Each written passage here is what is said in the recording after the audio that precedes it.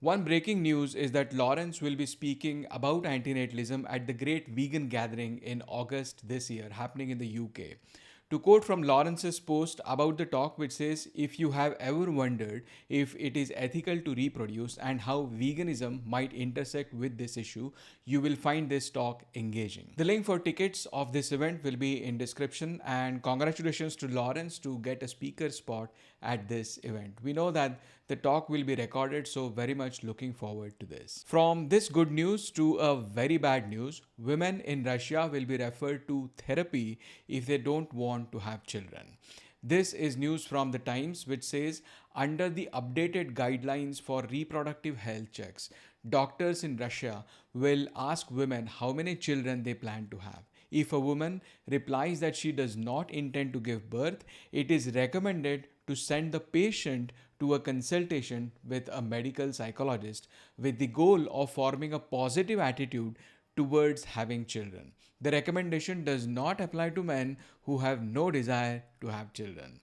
As if this is not enough, the Russian government seems to be incentivizing teenage pregnancies. Some Russian regions have also made one off payments of 100,000 rubles, like 870 pounds, to pregnant schoolgirls. I repeat, pregnant schoolgirls. Officials said the move was aimed to boosting birth rates and providing social support to vulnerable teenagers. To support pregnant women is understandable, but to boost birth rates, that casts doubts in my mind. Not only that, but they are also supporting child marriages. In the southern region of Saratov, two 10th graders aged between 15 and 16 engaged rings and signed a marriage certificate. The Times article also quotes Vladimir Putin praising the tradition of Chechen Muslims of teenage marriages, where he said they marry off their children at a fairly early age. This is truly the right thing to do. We should follow their example. So, yeah, really horrible news. A very short paper by an independent Japanese researcher called The Future Sentience Problem, Procreation and the Moral Risk in Harm Minimization Ethics was published. It tries to highlight the conflicting views between those seeking to reduce harm as opposed to expand this civilization. By integrating insights from animal ethics, population ethics, environmental philosophy, and long termist reasoning, the analysis highlights a philosophical tension between harm minimization and the expansion of civilization. If we have to expand this civilization, then it would involve reproduction and creating more people. Not only people, but also creation of other new sentient beings. This is where the future sentience problem arises when actions that create new agents indirectly determine the number and welfare of future sentient beings. And associated with those are moral risks. Now, I'm not sure if this is all the paper was or there is some underlying document and this is only a brief summary, but the link to this one will be in the description. Another research article, Voluntary Childlessness and Climate Responsibility, Religious Bioethics in the Age of Digital Reproductive Culture, asks a question if having children is a personal choice or a religious duty or a planetary risk. The paper argues that we have moved past the old age where the choice to have kids was just about personal freedom or following a divine commandment. Today, people's reproductive choices are shaped by three aspects: traditional religious thinking, environmental ethics, and digital culture like social media echo chambers, which shape identities. In the religious part, the researchers looked at three big Abrahamic faiths: Judaism, Christianity, and Islam. Traditionally, all three favor procreation as a blessing or covenant, but they note that these religions are adapting. They are moving away from endless reproduction toward responsible stewardship, acknowledging that taking care of the earth is also a divine duty because that means caring for God's creation. So, not ethical antinatalism that we support on this channel, but the environmental version of antinatalism and how it can be reconciled with the religions of the world. Nimrod wrote a new article reviewing 2016 film called Tallulah. The film has three main characters, all women, and the plot revolves around a neglected child and its accidental abduction. Even if you have not seen the movie, Nimrod explains the plot in the article before explaining the underlying antinatalist themes in the film. There are some direct depictions which could be said to be child-free, but antinatalism is not overtly apparent. But Nimrod does a good job of picking out some antinatalist aspects through the dialogues and characters of the film. And now on to some notable videos. A big channel called Philosophatos, which has like more than 290,000 subscribers, made a video about antinatalism. This is one of those audio only channels, and in this particular part they talk about misogynistic approach to antinatalism. Originally in Portuguese language with English auto dubbing, it refers to many different philosophers and the concept of identity as your body, bodily flesh, blood, guts, and everything. If you see our society and the institutions that we have, they are all to cover this body and its flesh. For example, our bathrooms, our clothes. Nobody likes the bare reality of our bodies. So the video comes to the question of why to create more bodies, and so it comes to antinatalism.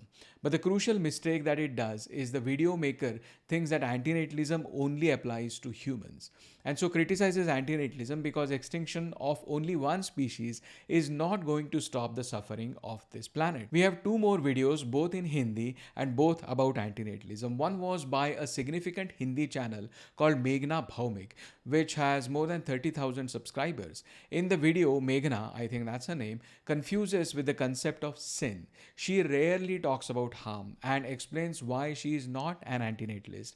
I think her reasons are wrong because she still thinks that having children is a personal choice. Another was a panel debate. Now, I don't know if this can be called a debate, but a shouting fight between six or seven panelists hosted on a mainstream North Indian channel called IBC 24, which has like more than 6.7 million subscribers on YouTube. Four of the panelists in that were child free by choice. The others, including the anchor, were pronatalists. It was a shouting match in front of an audience which was biased towards pronatalism. Of the child free panels was Pratima Naik from the Childfree India organization, and she was probably the only one whose reason to be child free was antinatalism. I spoke to Pratima about her experience earlier this week, and here's what she had to say. So, Pratima, first question I have about this IBC 24 channel, whatever, and you were there on that channel. How did they find you? I think Anugraha contacted me, so they must have mostly contacted Anugraha because the both our contact numbers are available on the Child Free India Facebook page. That is what I think. I watched most of the video. Well, I watched all of the video, and what I want to know is how was your experience doing the debate against almost everybody else was pro-natalist. I think the audience was definitely asking pro-natalist questions. I wouldn't categorize them as pro-natalist, but those were valid questions to ask. So, how was your experience? I mean, it is always interesting to discuss the concept with people.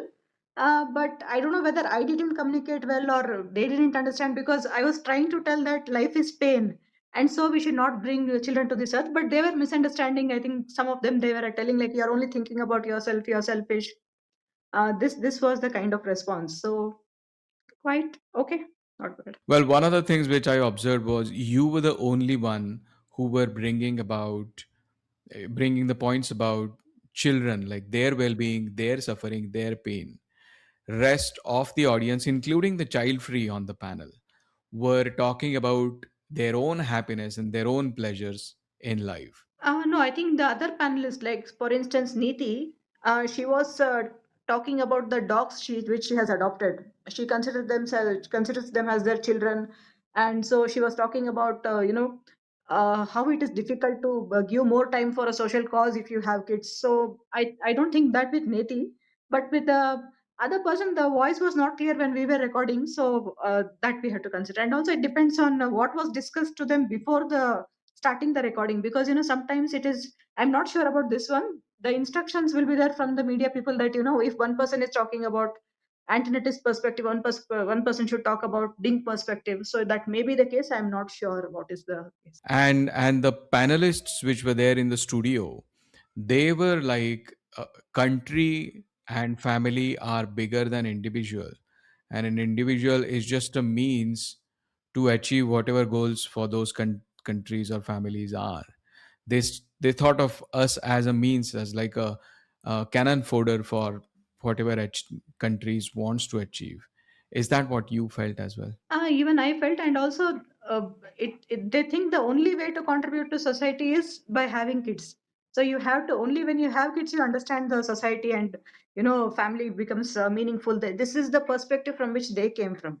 But when I see that need not always be the case, if instead it is exactly the opposite. If you're single, or at least if you're child free, you can give more time for the social cause. You can think about the country. That is what I feel.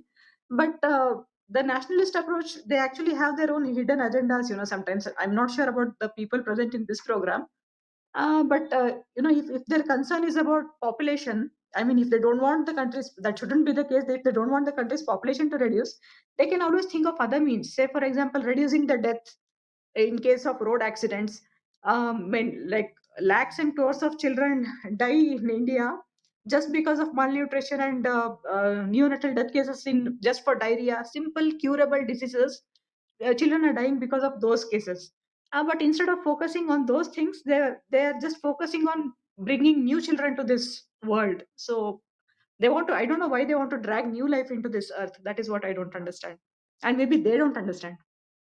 More importantly. Right, that's another thing. So I watched the entire video. The word antinatalism was not spelled out at all. Even though you did spell it out in Hindi called Prajanan Virodhi at the start.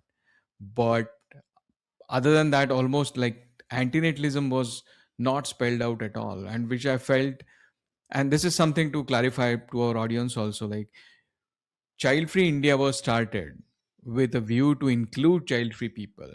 But now it looks like the focus is more on child free and antinatalism has been pushed aside. Is that true?